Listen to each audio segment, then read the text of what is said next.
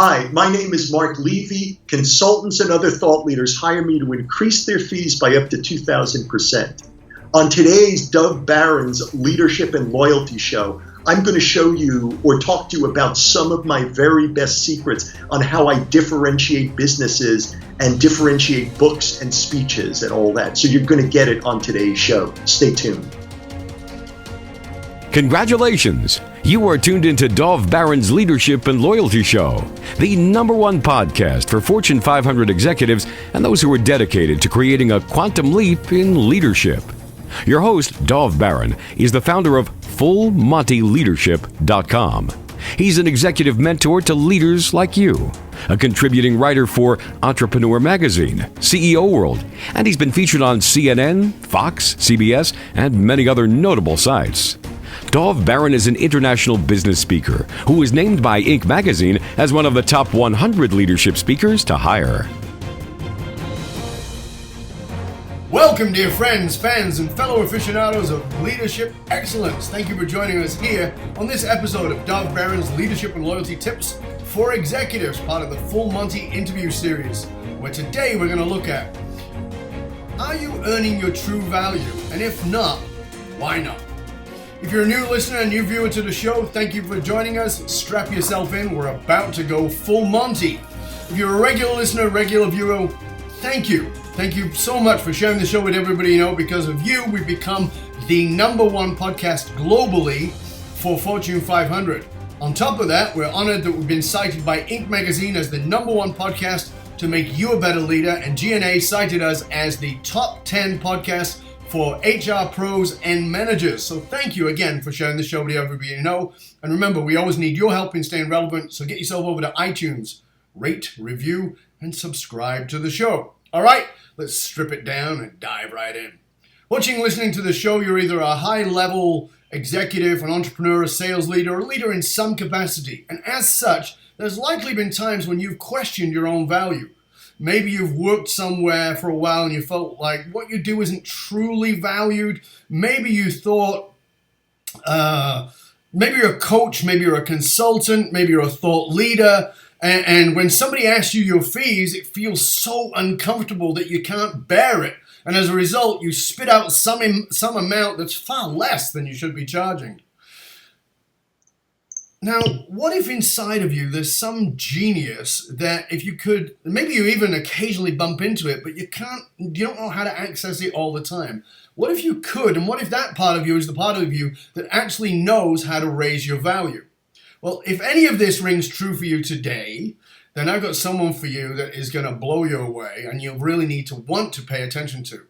Mark Levy is the founder of Levy Innovation, a positioning firm that helps consultants and other thought leaders increase their fees by up to 2,000%.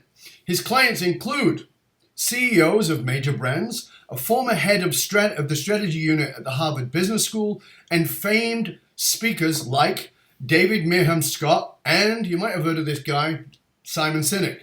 Mark has written for the New York Times. He has written and co-created 5 books, including Accidental Genius, Using Writing to Generate Your Best Ideas, Insights, and Content, which has been translated into no less than 11 languages. In addition to being a positioning consultant, Mark is a nerd. Now, what do I mean by that? I mean, Mark creates magic tricks for shows. And I'm not talking about the kind of stuff you put together when you bought that little package from the store so you could do it for your kid's birthday party. His work has been performed in Carnegie Hall, in Las Vegas, and on major TV networks. And to top it all off, he's the co-creator of an off-Broadway show called Chamber Magic, which is the longest running one-person show in New York City. How's that? Ladies and gentlemen, please put your hands together and welcome Mr. Mark Levy. Ready? Come on. Woo! Crowd goes wild, Mark. Look at him. Oh, my goodness. Thank you so much. Where did you develop that disc jockey voice and that disc jockey way of being? When you were a therapist? Yes. Did you say to someone, something is troubling you so much? Exactly. Sit down. We're going to get to the depth of it. But when we do, irrational fear. We are going to hit your top 10 And when we get to that top 10, we are going to then stuff it in a box and bury it forever. Thank God I don't have to do that anymore.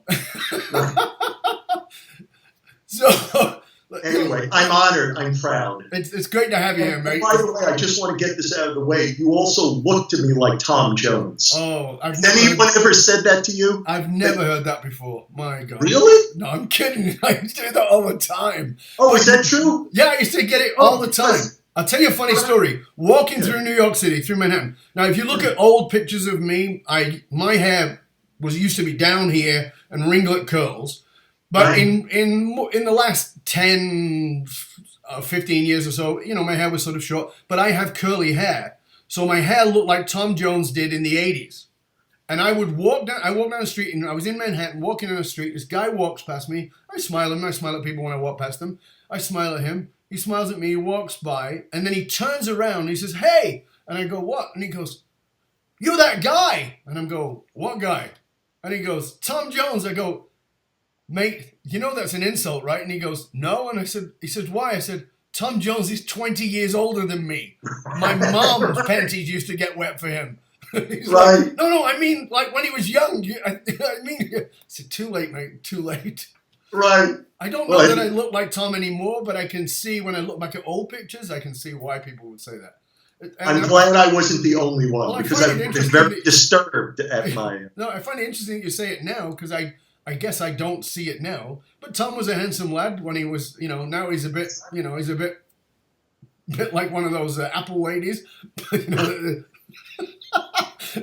He's a bit done. But, I did love his music, and I'm a big fan to this day.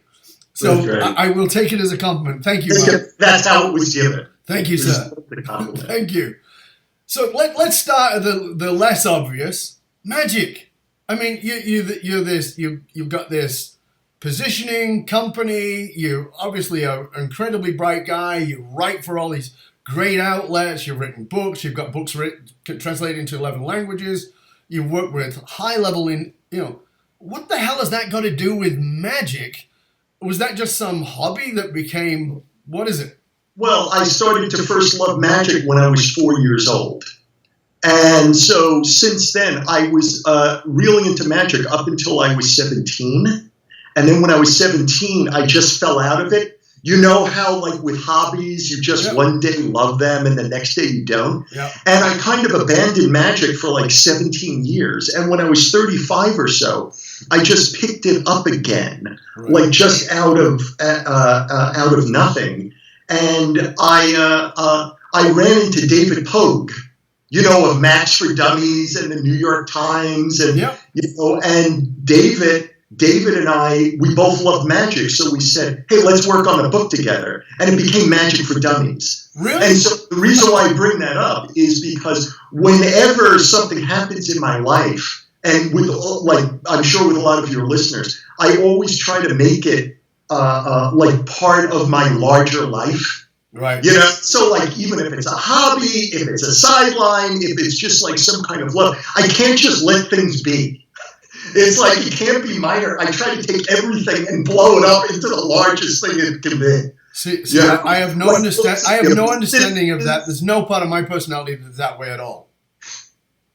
Dirt in the eye. Right, you can say anything. It's like, "Mark, do you have a pencil?" "Yeah, I have a pencil." "How can we make this pencil really important to so many people?" It doesn't matter.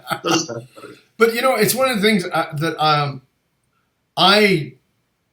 I don't know how to do any magic. I've never learned to do any magic, and I find a lot of it actually quite boring because I can usually pick it up. But when I see somebody who's doing it well, I'm always in complete awe. However, there was another piece to it for me, and you and I have spoken about this off air, that my studies, studies of, I spent many years traveling the world to study with these great masters and studies religious for spiritual philosophies and metaphysical understanding, quantum physics and mythology, as well as the psychology of excellence and leadership and all those kinds of things. But I was always fascinated by the mystical, by what was behind the veil, by what it is that I'm perceiving versus what is real. And that's what I always loved about magic as a metaphor. I love magic as a metaphor, and I use it even in some of my presentations. Not that I do the magic, but I explain the metaphor. And, so one of the things I talk about when I teach people to speak, because we have something called the Authentic Speaker Academy for Leadership, and we talk about sleight of mouth. And we talk about sleight of mouth is that you're saying this but meaning that, and how do you, and paying attention to what people are actually saying. So magic is a wonderful metaphor. Well, for me, magic is so important because it really shows. Now, if this sounds metaphorical, I'm a literalist. I am not speaking metaphorically. That there's always a lot more there than we realize. Mm-hmm. That's what magic's all about. Because if you think about a magic trick, and again, this is relevant if you're running an organization. If you think of a magic trick, it's taking like a pencil, or it's taking some meager object and saying, what are all how can I freak someone out with this, like a pair of scissors or a pencil or a piece of paper?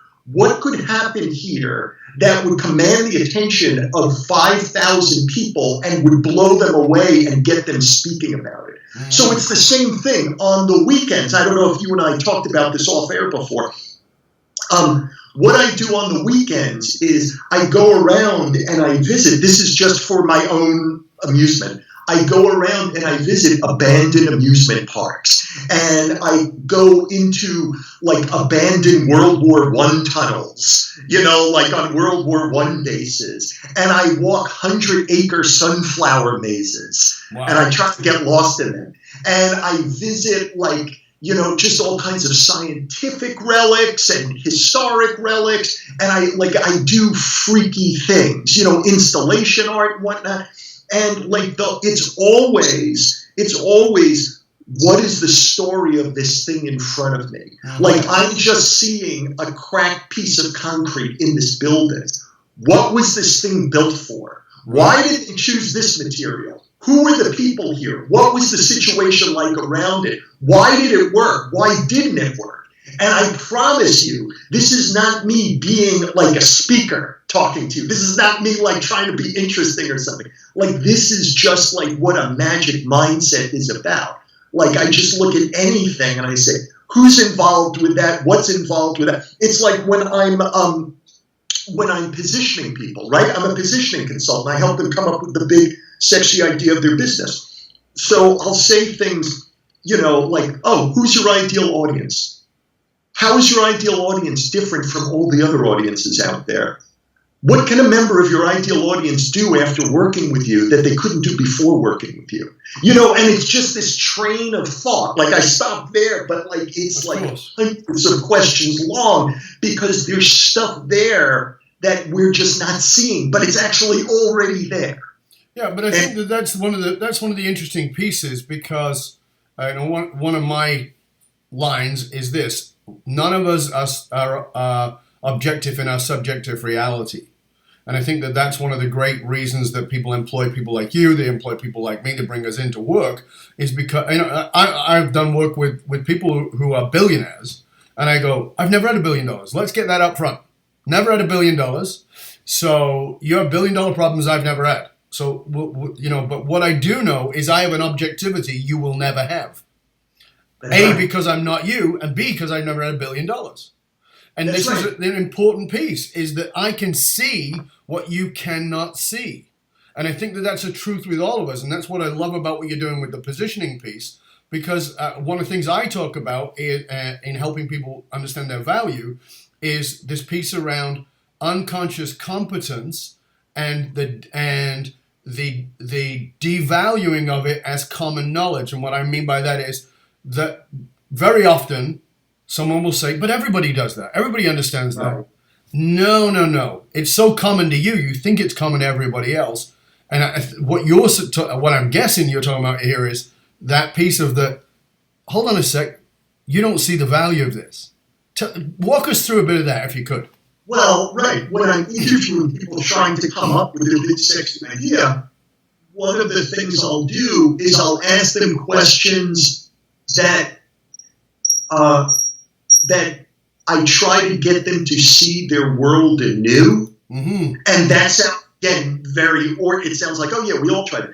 But for instance, a question I'll ask is, so tell me about your business. Tell me about what's obvious about your business. I just want to hear what's obvious. Like that's almost like a therapist's thing, because people, when they're trying to come up with a big differentiator for their business or their book or their speech or their magic show or their product or whatever it is, they try to go out big and really popular and grand and all these things. And that's a good strategy if you can do it.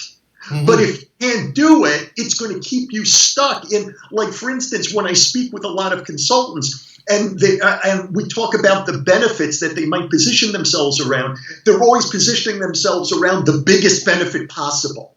And not only is that hard to get for people to achieve, but now they sound like everyone else because everyone else goes to that ultimate benefit or something. Right. So instead, I try to get them to think as small as possible. So I'll say, just tell me about what's obvious about your business. And they'll say, what are you talking about? And I say, I don't know where you're located, like who you work with, whatnot. Like just nothing could be too mundane for you to tell me. Oh. And by the way, William Stafford, the poet, who died a few years ago, William Stafford said something like, I write a poem every day. And someone said, how could you write a poem every day? Isn't that hard? Isn't that possible? He said, I have very low standards. I love that. Yeah. And so with me, it's kind of like when I'm listening to them, like these are brilliant people, but it's like I try to get them. No, lower your standards.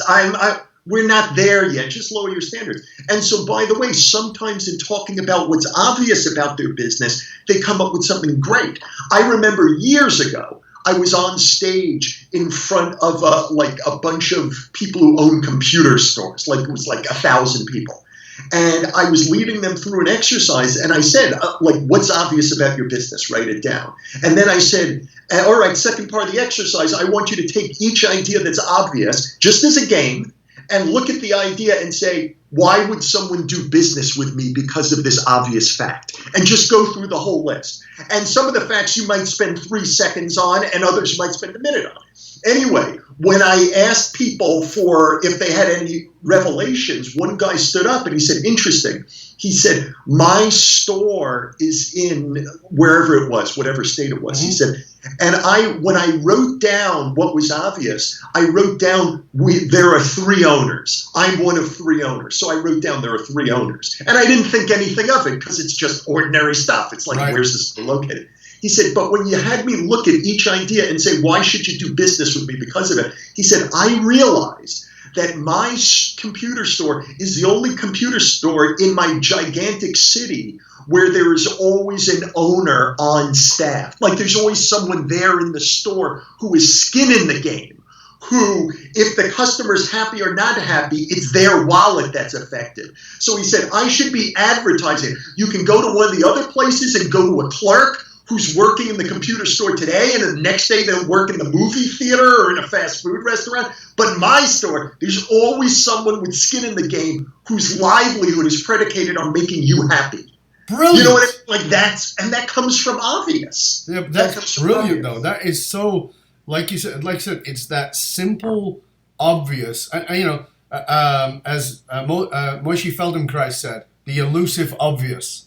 Like I love that term, the elusive obvious. That's the movement guy? Yeah, the elusive obvious. It's what's, what's the French for it? Tsunami, I think. Under your nose, you cannot see it. It's right there. Yeah. And it's that same thing. And I've said this before. I know that I myself, I was going to say have had, but no, I will say still have a certain degree of blindness to my own genius, my own brilliance, my own value, my own gifts, my own whatever it is the term that one wants to use.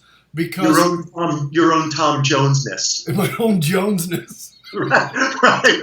It's definitely not my singing voice. That's where I would fall down for sure. So when we're talking about obvious, so I'm talking about obvious in you'll appreciate this, having this great book. Fiercely Loyal, like this is the kind of thing. I've heard of that book. Is it some schmuck who wrote that? I don't know. Right. But, it's when I say obvious, like, so for instance, one of my clients, he and I were talking about being honest in business. Yep. And now being obvious, part of it, like obviousness and honesty, like they often go hand in hand. And he had written a blog post that he had me read. And I was saying to him, I said to him, yeah, in this sentence in the blog, you actually say great leaders always ask themselves this question. And I don't remember what the question was. They always ask themselves this question before they make a decision. And so I said to him, that sounds like it's good. It sounds inspiring. It sounds like great information. But actually, I don't believe you. And I don't think you believe you. I don't think this is real. I think it sounds like writing, that you were sitting down and you were saying, I'm a writer. I need to adopt a writer's posture. I need to commit an act of literature. I need to say things of tremendous gravity. But I know a lot of leaders, and I'm sure they don't ask themselves this question every time they make a decision. And I know you know a lot of big leaders, and I'm sure they don't do that. I said, so if you write this and publish it, people trust you because you're a big-time consultant. And they're going to say, wow, I thought I was a good leader, but I don't ask this question all the time. So how could I possibly be a good leader? So I said, you're going to disempower them. Oh. So I said, you need to stay with what is, with what's honest. Go to an honest level. And so to his credit, this guy, the next day, he sent me 4 blog posts that he had written before we had had this talk, and his email to me, and he wasn't joking about this whatsoever. This was the real thing. He was saying, Mark, I went over 4 blog posts I had written before you and I spoke. I just edited them again. I think I've edited out all the lies. Could you read them over and tell me if I missed any? Which I just adored. Absolutely. Like this honesty about what you do, this obviousness about what you do. Another story, if I may, about this. Yeah. This is great. This is great. See, I want to stop you for a sec. I want you to go to that story, but I want everybody to pay attention here because, if you're a regular listener to this show, I don't usually let somebody go this long, but this is really meaty stuff. Is again the elusive obvious coming to. Like giving us examples, which you're doing, which is great, of because I think we really miss the obvious. I know I do, and I think there's a tendency of the egoic mind to want to make things complex and make things, it's very good for my ego. It's very fluffing to who I am. Aren't I smart? Because here's the 27 things that leaders do before breakfast. Well, I don't do all of those, so But I come into the very simple one, which is like, did you sleep? Right. Right. Something really obvious. Did you sleep? That might be your problem. Yeah, exactly. I mean, Arianna Huffington's new book, which is about sleeping, came out of the book she wrote before. It was a chapter in the previous book, but it became a book because everybody went, oh my God, I'm deprived of sleep. And it became so obvious that this very obvious thing, which is I'm lacking sleep, became such a demand that she had to fully take it on and then wrote an entire book around it, which has taken off like a rocket. So it's a great example of what you're saying, that obvious piece. And I think I know for myself, I miss those things. Right. Well, I want you to remind me of the Arianna Huffington thing when I'm finished. Yeah. I have a different point to make. Yeah. But if I need to continue with the obvious point. Sure, please. Will your listeners appreciate it? They should all shake their heads right now, yes. Yes, absolutely. I want to hear this story. On their behalf, this is me nodding yes. You by proxy are 100,000 people shaking their heads. Minimum. Yes. That's right. So we're talking about what's obvious. So over 100 years ago, there was a famous advertising man named Claude Hopkins. Yep. And Claude Hopkins, you know Hopkins a lot. He wrote the book Scientific Advertising. Yeah. So Hopkins got a call from someone from, I believe it was the Schlitz brewery Hopkins wrote about. Yeah. And the guy from Schlitz said, Mr. Hopkins, there are 8 big breweries in the United States. And on that list of 8 big breweries, we are number 8. We're in last place. We need your help. This is a great story, folks. Listen to this. I know it's fantastic. I'm talking. It's a filibuster. I'm not giving up the floor. No, don't. It's yours.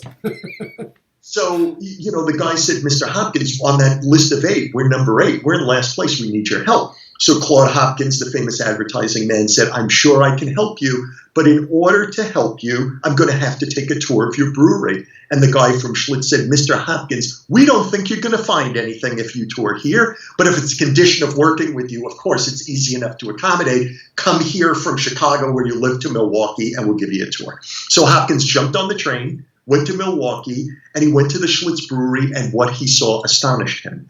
The first thing he saw was an artesian well 4,000 feet deep, right, with the water bubbling up out of it. They made the well that deep because they wanted to make a pure beer, and they thought the purest water was that deep. Too close to the surface, there'd be impurity, so they went that deep, even though it was a pain, in order to get the purest water.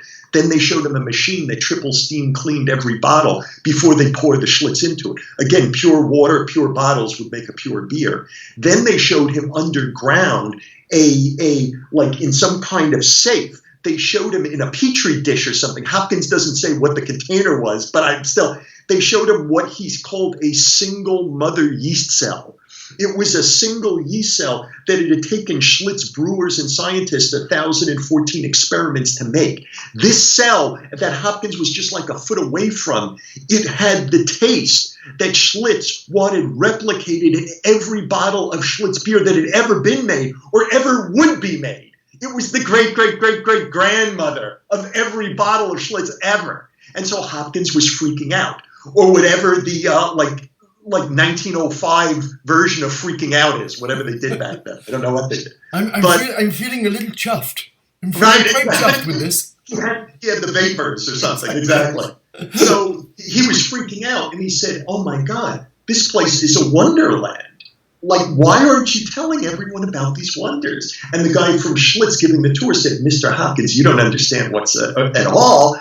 This is not wonders. This is how you brew beer on a mass scale. This is how we brew beer, and this is how every one of our competitors brew beer. If you went to any of their breweries, you'd see the exact same thing. So what we're doing is nothing special at all. What we're doing is very ordinary.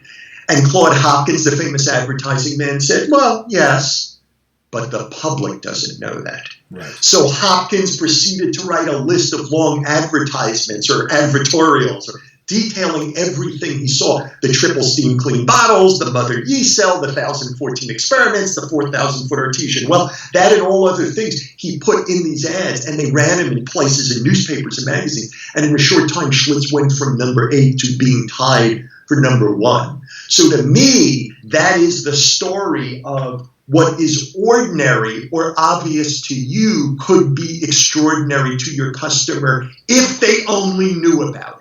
They don't know. No. You got to tell them what's obvious. It's important to them. You're just inured to it. You're dead to it. Exactly. They know it. I love that story. You know, I heard that story many, many years ago. I probably maybe even read it when I read Claude Hopkins' stuff. Right. Yeah. But I think that it's a great illustration of what do you take for granted? What do you assume? You know, and for me, this is a way to live, by the way. I mean, I talk a lot about this in the work that I do as a one-on-one consultant working with a client. You know, very often a person will walk away from me and say, you know, I know you came in to help me with my business and all the rest of it. It's been fantastic with my leadership, but this has changed the way I am with my family. And I go, that's the whole point. It's you. Like, so, you know, at this level is what do you take for granted? What do you just think, it's no big deal because it happens every single day? Because the mind has that. It begins to diffuse and delete the things that are just there every single day. As I've said to people before, if you grew up being abused, it becomes normal. If you grew up being treated like a king, it becomes normal. Or a queen, it becomes normal. And then that's the bar. And it's not until you can get that objectivity. I mean, as you said, I started out as a therapist many years ago, and it was fascinating to me how many people just went, yeah, but all kids are acting that way. And I'm like, really? You actually believe that? And they go, yeah, no, that's not the truth. But I get that it's the truth in your head. And it's that same thing. It's that same thing of nullifying things that are just every day, even when they are spectacular things, and it's revealing the obvious, but I don't think we have the ability to do that fully ourselves and you can correct me if I'm wrong, I'd happily be corrected, because, again, I don't know how much we can develop a certain degree of objectivity about our subjective reality, but we can never be 100%. How do we get better at that? How do we get better at seeing our value? Like I said, consultants, whoever it might be, even CEOs and other leaders, entrepreneurs, how do we help them to really see their value? I mean, because you said, was it by 2,000% people have shifted their value? How do we get them to do that? Where's the step? Right. Well, again, to me, it has to do with being able to look at your daily life in ways that you hadn't considered before. And again, I hesitate saying that because it sounds so ordinary. Right. But in order to do it, you need to look through filters that are extreme. Like here's kind of like where a kind of magic background happens. So for instance, when I'm speaking to people, I've led brainstorm sessions on Madison Avenue for Mad Men. I've done that. That's one of the things I've done. And so for instance, I'll ask them, sometimes when people try to come up with something great, like I said before, they do a very bad job at it because the pressure's too great on them and they get too stuck. So I try to, we always know though what we don't like and what we hate and how to fail and all those things, like that's always close to us. So I use that.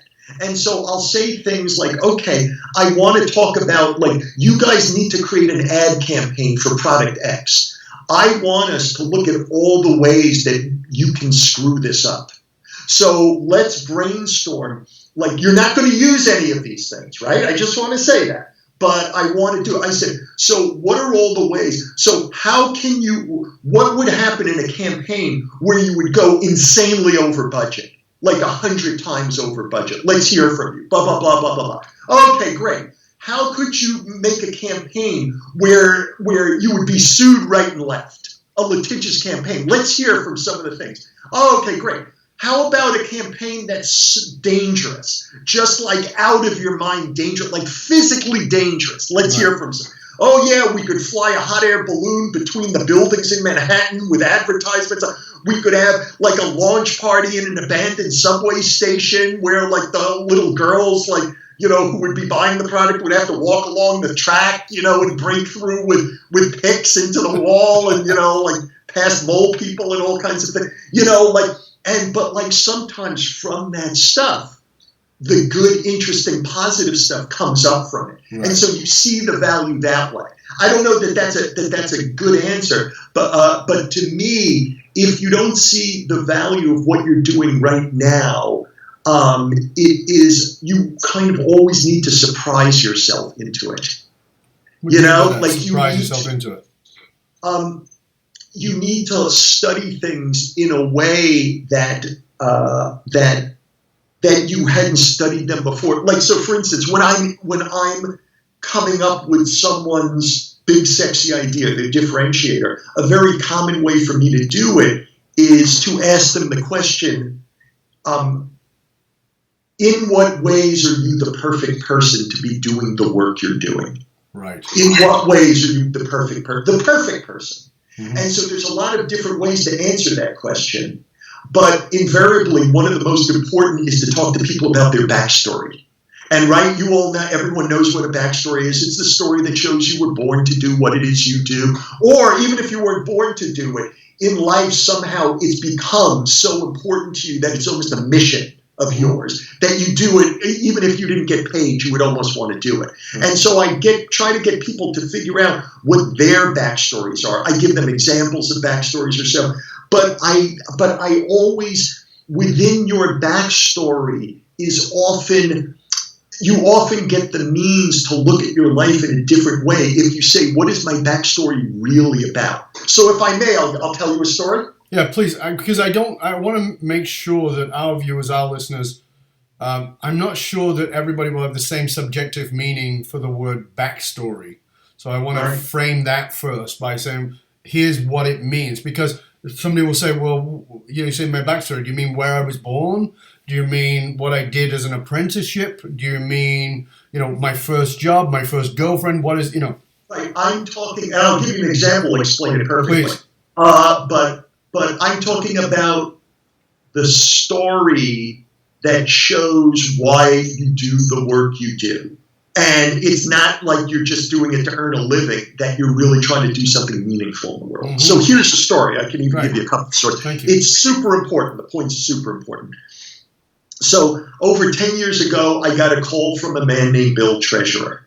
And Bill said, Mark, I'm a management consultant. I do leadership development and team building workshops. Unfortunately, 300,000 other consultants do exactly what it is I do. Right. So when I go into an organization trying to win that organization's business, I always go in hat in hand, kind of hang my head real humbly, because I have no way of standing out from those other 300,000 consultants. And even when I win the organization's business, and I occasionally win their business, they always get me way, way down on price because I have no way of hanging on to any value I had established in their eyes. He said a top week, this was 10 years ago, a week I absolutely pray for is $1,800. So he said, I have a wife, I have kids, I can't keep going on this way, I need your help. Right. So Bill hired me. I interviewed Bill, I interviewed his clients, I interviewed his colleagues, and I discovered something interesting. Bill Treasurer, before he was a management consultant, was a professional high diver in theme parks. He would climb up a 9-story high radio tower, which is a ladder standing all by itself with nothing around it, 9 stories high.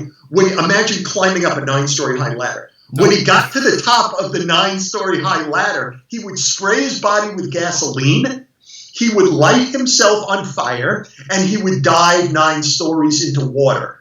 Over the course of 10 years, he did that gig 1,500 times. He was so good at being Captain Inferno that the theme park he worked for named him the captain of an entire team of Captain Infernos that went up and down the East Coast of the United States performing this gig. But the most interesting thing about Bill Treasurer, he was and still is afraid of heights or fire. Well, right. Yeah, trust me, he was afraid of fire, but he was really terrified of heights. So we took the idea that he did what he had to do despite his fears. And we married to the fact that he does leadership development and team building workshops. And we made his company Giant Leap Consulting. They build courage in organizations. They help leaders and their employees take the risks they know they should be taking but aren't. So all of his keynotes, all of his workshops, all of his coaching and consulting started to revolve around ways of driving fear out of the workplace, to quote W. Edwards Deming, right? Driving fear out of the workplace so that people could take the most significant risks they had to achieve their top goals. So what happened for Bill? Because of this idea of that's his backstory, but what was his backstory pointing to? It was pointing not to management development, it was to building courage, right? Like he was, so we led with that. So what happened for Bill? I told you a week he used to pray for was $1,800. He's now $1 million a year guy. He's booked months in advance, and he's written several books on business leadership, all with courage at the core. Some of them overtly stated, like courage goes to work, but others it's implicit, like real leaders open doors. Right. Like those are his kinds of books. But that would be an example of a backstory that shows like why the work. So Bill can use that story when he's selling, when he's speaking, you know. But the key thing I think that you said here that I want people to grasp is that the backstory is usually something you, as in the person, dismisses. I was having a conversation with a friend of mine a while ago. He's become massive in the world of hypnosis. He's a fabulous trainer. He's out of the UK. When I met him, he was a cop and he was in special services, and he'd done, served in the military, but had been very dedicated to studying hypnosis and NLP. And so him and I had lots of, he came out. We had a mutual friend. He introduced, and we sat and talked. He was still in the police force. And he began to talk to me, and I said, dude, this is what you got to do for a living. And he's like, yeah, I know. But he's an action guy. I mean, he literally went home, quit his job, and started his business. And within a year, has become one of the biggest in the world. And he's touring all over the show, teaching people. He's magnificent. He's really, really brilliant at it. And we were having a conversation not that long ago, probably less than a year ago. And he said, you're still doing a lot of interviews. And I said, yeah. And he said, I just did an interview with ITV, with the British television. He just did the interview. And he said, I realized something I've stopped doing. And he said, what? I said, I've stopped telling people how I got into hypnosis was because the reason he got in was because when he was a cop, somebody ran over him, a drunk driver ran over him, then backed up and ran over him again. And he had PTSD so severely that he couldn't deal with, and he was taking drugs and drinking too much and doing all kinds of things to try and cope. And eventually somebody from hypnosis helped him and shifted him in a flash.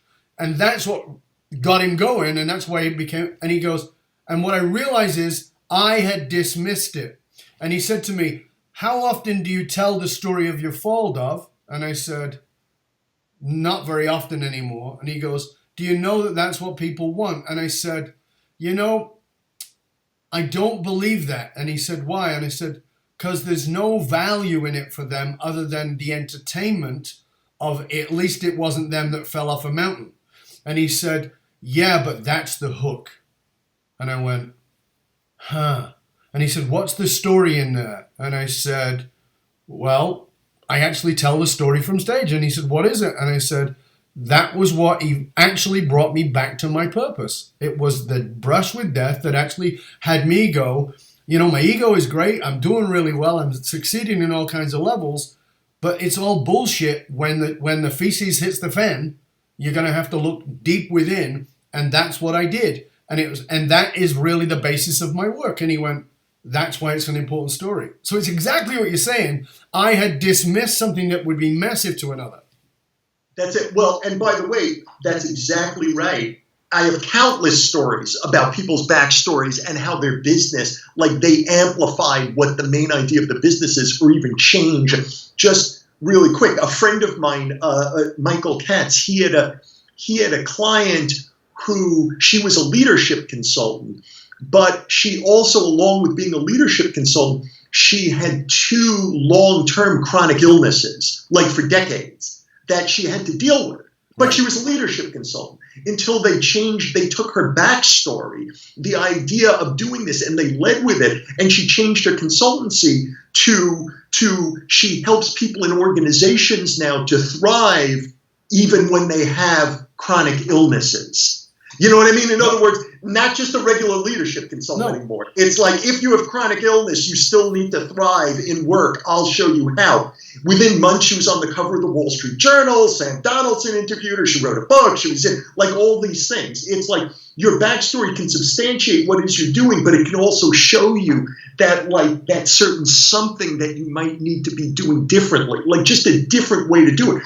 Bill Treasure, the guy who lit himself on fire, he was not blind to his backstory. As a matter of fact, before I met him, he had written a book called Right Risk, which teaches you how to take risks in your personal life.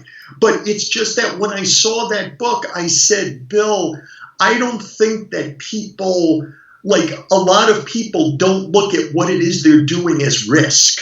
They don't label it that way. Right. So they're kind of trying to you're leading with something that not everyone recognizes that they have in their life. Or if they do think of it as a risk, they don't even want to look at it. Right. You as a therapist would understand. It's like they don't even want to know that it's there. So I said, what is the flip side of risk? If you were to take a telescope and risk is on one end and you flip it around to the right way, what's on the other end? And I said, courage. Courage helps you take on the risks you should be taking but aren't. So it was that little flip from risk where he was not doing well with to courage, which made him a star, and the backstory to substantiate it. I love what you said with your backstory. It's just you fell off a mountain. There's a whole big story, but I was a free climber. On a particular day. Does everyone out there know what a free climber is? I'll tell them. If you think mountain climbing is crazy, it's not, because they have safety lines and they have hooks and they have all kinds of things. And if you have enough training, it's reasonably safe. Free climbing is climbing without the safety ropes, without all the hooks and all those kinds of things. I didn't do it a lot, but I did it. I did some of it. On this particular day, I was an adrenaline junkie, and on that particular day, I had been with a friend, and we had gone to a place that's a waterfall here in British Columbia, massive waterfall. There's glacial waterfall that falls 200 feet off a cliff. It's gorgeous. And we hiked down to the bottom. When we got to the bottom, being an adrenaline junkie, I challenged my buddy to go behind the waterfall. So you've got to face the 70-mile-an-hour spray. You've got to get across wet rocks that are covered in moss. But we did it. We got behind, and you get behind, and it's full of negative ions, and there's a very narrow gap that if you literally put your head off, it would knock your head right off because it's tons of water. And we got behind there, we came out, and I felt like Superman. And so I said, instead of hiking, let's climb the face. So not only do I not have ropes, not only do I not have a safety line, not only do I not have all those things, but if I was a free climber, I'd at least have the right shoes, the right clothing, and chalk. I didn't have any of those. I was soaking wet. And we began to climb. And at 120 feet, I reached for a rock that dislodged a bigger rock that hit me in the face and sent me hurtling down, smashed on the boulders below. And that was the end of my life as I'd known it. In the words of Khalil Gibran, your pain is the cracking of the shell of your understanding. Well, on that day, my understanding was shattered. And that was the turning point for me. But it wasn't. And I want to say that. It wasn't. And I want to remind everybody of this. It wasn't actually the turning point. It was what I call the pivotal point. But it wasn't the choice point. Our lives don't change in a pivotal moment. We have the opportunity to change. But they actually only change when something becomes normal again, and it's easy for us to go back to the old path. Right. And at that point, when people would ask me 5 months in, how you doing? I'd be like, I'm great, I'm good, I'm coming back, I'm a fighter, I'm a champion, I'm a leader, I'm tough, I come from the ghetto, right? All that leadership hype and bullshit was there that I didn't even know I was doing to myself. Until 9 months in, I was on the floor in the fetal position, weeping, shattered mentally, emotionally, spiritually, financially, at every possible level, and going, there is no back. I can't go back. And I'm going, okay, then I have to stay here. Well, that was very enticing, very seductive, because I could claim victimhood. And that would be my great story, why I didn't, it could have been a contender. But, this happened. And the third option was to look deeper within myself, with that background in therapy and start looking at myself again and really examining what I was doing and why I was doing it, and began to look for my purpose. And what I found in there was not a purpose. I won't say I found it initially that I could pin down and go, this is my purpose. But what I found in there was a thread. I found a thread that I began to pull on and pull myself through until I could go, this is why I'm here. This is what it's about. But the challenge is for somebody like me is my backstory has a ton of chapters.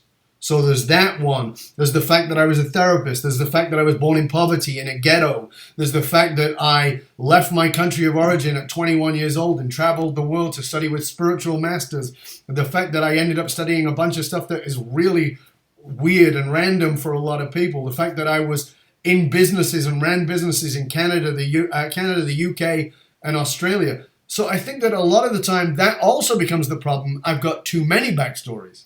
Well, I have an answer to that, is that we all have multiple backstories. To think you have one backstory is a total fiction. Right. Like there is no such thing. But there's multiple backstories that contribute to why you're doing the different things you do. So, for instance, when I talk about, I do different things. I help create differentiation for companies. I coach people to write books to use as skyrockets for their business. I coach people on writing talks and things like that. For each one of my offerings, I have different backstories. Right. I'm not like doing some bait and switch. It's not some secretive thing that, oh my God, I hope they don't realize I said something else. Everything, they're all true stories. It's just one is relevant to this idea. One is relevant to that idea. Yeah. You know what I mean? I do, because one of the things that I say to people all the time is to understand you are not a single-faceted being. You're a multifaceted being, and that facet needs to shine in this environment, and that's a different facet that needs to shine over here.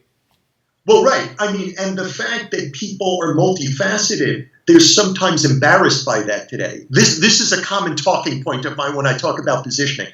I say, people come to me and they're super, super smart. A lot of them are very accomplished. And invariably, they begin by apologizing to me. I'll say, tell me about your business, your career. And they'll tell me how they did this and they did that and they did that and they accomplished X and they accomplished Y and they accomplished Z. And they'll say to me, I'm all over the map. Like that's their big thing. And I stop them and I say, well, let's look at that for a second. So know that in another place and time, your life, you would be considered a Renaissance thinker because of everything you know. In another place and time, like the whole idea of liberal arts education was invented to create citizens like you who could look at the country and the world in its totality and not be too segmented, like that you could govern well and whatnot. Maslow, you would be you'd be on the hierarchy of need. You'd be a self-actualized person. Like you wouldn't be, right? So don't apologize for being a fully actualized person. Like don't apologize. Know that the idea that you're supposed to be about one thing is a concept that was invented 150 years ago to sell soap. Because, it was created to sell products that couldn't speak. Right. So this soap had to be 99 and 44 100% pure. This one had to have a blue streak. This one had to float in water. This one had to be 20 mule team strong or whatnot. And now because there's 8 million people and we all supposedly have our own personal brands, you kind of have to stand out and people can't take too much complexity. They won't sit there and do it. So you kind of, for marketing purposes, you kind of have to be about one thing up front. Yeah. But that one thing that you are up front, your differentiating idea is just to get your foot in the door. Yeah, I call it the thin end of the wedge. That's right. That's right. You need to be about that one thing, but then when they want that one thing, now you can bring all the other cool stuff that you are behind that in order to make that one thing happen. Yeah. Again, it's not bait and switch. Don't say you're about one thing. Like you've got to deliver that one thing that you're talking about. Of course. But if you need all kinds of stuff behind it in order to make that one thing happen, you bring all that stuff through. Once they say, right, because otherwise you can't make that one thing happen. Right. I liken it to icebreaker ships in the Antarctic or so, that an icebreaker ship is shaped differently than the other boats. It's made of a different material. It's got teeth on the front and all that stuff. But its whole job, it just has one job. It has no other job. It's to cut a channel through the ice. Now, the reason why it cuts a channel through the ice is because of all the other ships that are behind it. All the other ships have the doctors on them, the medical staff, the scientific equipment, the medicine, the food, the blankets, all that stuff. The reason why the whole trip was worthwhile was for all the boats that were behind it. But if they didn't have that icebreaker ship that just had one function up front, none of the other boats could get through. They're not designed for it. They would have broken up on the ice or got stuck. So you need to have the icebreaker ship, which is the marketplace's icy indifference to who you are. You need to have that single focus to break through, and then the other ships come through. Fantastic. Mate, this is, I got to tell you, I'm loving this, and I happily could go for another hour, but we're almost out of time, and I want to get to a couple of things that are my questions. First of all, what is the number one tip you would give to a consultant, a leader, somebody right now watching this in upping the recognition of their value and feeling good about saying, my fee is not, it's a silly number, but instead of my fee is $100, it's $200. That they could actually own it. What's the number one tip you would give someone? The number one tip about upping their value. It's a hard question for me to answer. I'm not trying to sidestep it. No. But because I'm all about the discovery process to find that. And that, like I already talked about, you need to find what's obvious in your business. You need to find what's surprising. I have hundreds of questions like that and exercises. And from that, you come up with your differentiation. And from that, you talk about it in elevator speeches, in pitches, in your backstory and all that stuff. But like when you say, what's the number one thing, it makes it sound like you need to jump to the end. And if you jump to the end, I know you don't mean that. I'm just saying that's how I'm taking it. Yeah. I'm being authentic. Yeah. Sure. Yeah. So, like, it shouldn't be, all right, so here's the number. It shouldn't be to really up your value. You can't make some surface change. You need to get so honest in a way that you haven't been before about who you are and what your value is. Even if your value is scaled down, even if you think the value that you bring when you look at it is less, if you're precise about it and you're honest about it, people are more likely drawn to that. See, again, it's like what Jerry Garcia of the Grateful Dead said. Jerry Garcia said, the Grateful Dead are like licorice. Most people don't like licorice, but the people who like licorice really like licorice. Right. So you are licorice to a certain type of person, and you are, you know what I mean? I do, totally get it. Shouldn't distort yourself and tie yourself up into knots to try to be like all these other things that other people are. You need to find the right people and claim the right value that's appropriate to your licorishness. I get it. Fabulous. Okay, here's the next question for you. I believe, not the truth, it's just what I believe that the most successful people on the planet, in whatever it is that they're successful at, are abyssal meshuggah. They're obsessed. They have an obsession. And when I say obsession, I want to clarify it. Obsession means it comes on in a TV show, you have to watch it. It's in the movie, it's the part of the movie you have to talk about. There's an article, you have to read about it. There's a book, you have to read it. It's a conversation in an inappropriate place that you shouldn't really be talking about that, but you just can't help but dive in. What is your obsession?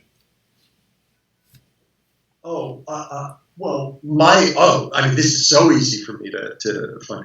I am constantly trying to find things that most other people don't know or haven't seen. It's not from like some power thing. Like, it's not like it's not that I want to have power over people, but I am always exploring what's a site that no one's seen, what's an idea that's no one's seen, what's a story that's no one's seen, because the fact that and when I say no one, it doesn't mean that, I understand. Like, maybe but in general, 95% of the population doesn't know it. And to me, it's because it involves detective work. Because it's not easy to find. Right. You have to be very awake. You have to talk to people who don't normally get talked to. You have to look at things in ways they're not usually looked at. You have to experiment. And like that, there's no second thing on my list. That's the thing. You got it. That's fabulous. Thank you. So finally, on your gravestone, you get to put something very short. What is it? Oh, wow. I would say, along with being a husband, and so this is about you. Yeah. I would say magician and writer. Because those things are so emblematic of who I am. I so care about magic and tricks and things, and like everything that they taught. It's so wonderful. And the whole idea of writing, like I'll go into a gallery, into a museum, and I'm naturally drawn to the paintings that have writing on them. Like sometimes like someone like Marcel Duchamp or someone, like they'll write something on the painting. It's like, that'll be the first one I go to in a giant gallery. It's right. Just like words and written ideas or whatnot. And I can't even really explain why they mean so much to me. That if I could be buried with a wand and a memo book and a pen, like that would be the ultimate to me. That is fabulous. So Mark, I got to tell you, man, it's been absolutely amazing having you here, and I know that you and I could talk for hours and hours and hours, and really would have a wonderful time. There's so much great stuff that we could dig into, and I know we've literally skimmed the surface of what you're capable of and what you could actually offer, and I really appreciate it. Please tell our viewers, our listeners, where they can find out more about you, about potentially working with you, bringing you in, or in some way finding out about the resources that you offer. Oh, sure.